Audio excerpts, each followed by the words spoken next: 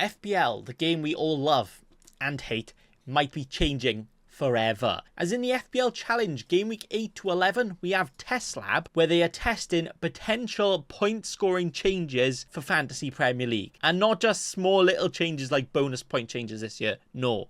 Complete jaw spinning, completely changing the rules of the game. What? So in Game Week 8 in this FPL Challenge, ball winners will see interceptions and tackles worth 1 point and 3 recoveries are worth 1 point. So centre defensive mids are actually useful. Wow. Game Week 9 will see playmakers, where, you know, the players that are making all of the chances, they're just going to be getting points there. Game Week 10 is foul play or unfoul play, as you will get points for fouls won and also minus points for fouls conceded. Casemiro minus 10 point to income in. And in Game Week 11, accuracy with shots and targets are worth 3 points. You don't even need to score. 10 shots, all of them on target. None of them, literally 1 miles per hour towards the goalkeeper. Doesn't matter. All of the points. Now, it will be interesting to see how this FPL Challenge and if any of these rules end up actually getting implemented. But what I will say is that this FPL Challenge and these points for just this week are probably the worst out of the bunch. With interception and tackles worth 1 point, I mean, most players make at max 3-4 in a really good game. Even if a defensive midfielder has an absolute worldie of a game, making all of these metrics,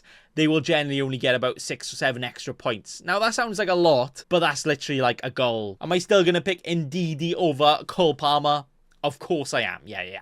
But looking at stats that I stole from the hub, not that hub, Fantasy Football Hub, the players that have made the most interceptions this season so far are mainly the defenders and defensive mids, so yeah, good for them. The players that have made the most tackles are, again, pretty much the defensive mids and some defenders in there too. And for recoveries, it's actually mainly the goalkeepers, And then after the goalkeepers, it's all of the defenders and mainly defensive mids. So yeah, again, the players making the most tackles are usually the players making the tackles, the defensive mids. Yeah, who would have thunk? Now, the goalkeeper that has been selected the most so far is Raya, and then even Onana. Now, the fact that Onana, then Pickford, and then Ederson are the most popular goalkeepers, are anybody actually looking into these recoveries, or are they just going for the clean sheets? I'm not sure. But realistically, fixtures aren't that good. It's pretty much just Raya or no one for me. The defense is slightly more interesting because you are seeing Virgil van Dijk at 16% owned, even though he's playing Chelsea, because again, he makes all those tackles.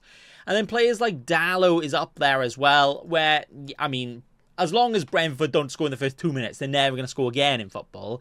But yeah, Dalot could be making all of those defensive get out my team now. He could be making all those defensive points and all that. In midfield, pretty much everyone's ignoring the FPL Challenge and just going for the midfielders that will actually score more FPL points because, yeah, that makes more sense.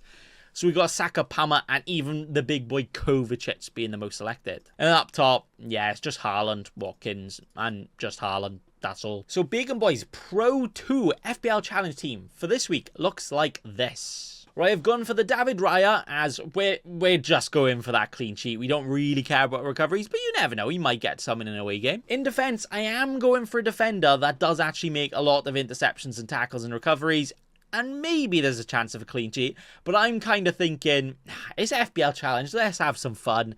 He could come out with 0 points. He could come out with bloody 15-pointer from just a clean sheet and all of these points from here. So, yeah, why not? Then we have actually gone for Ndidi. You know, I was memeing saying that. I would never pick Ndidi over Palmer. Nah. Yes, I am actually doing it.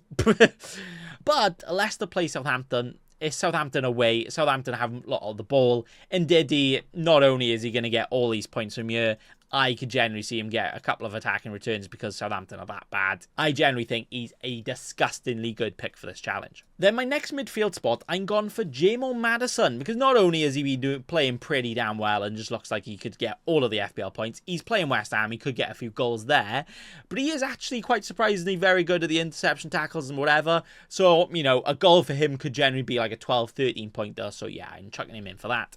And then finally, yeah, we're not risking it for a biscuit, we're not choosing these false 9 defensive forwards, no, Haaland captain, that's that. And that is that for my FPL Challenge Game Week 8 team for the first challenge of this Test Lab series, where the FPL points are changing forever.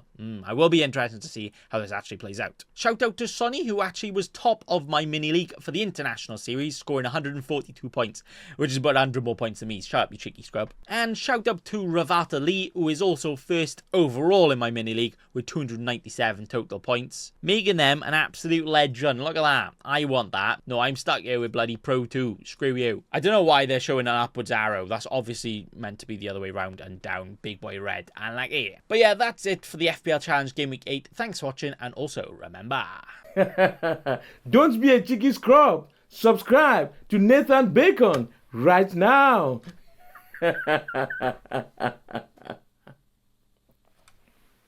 Don't let your memes be dreams.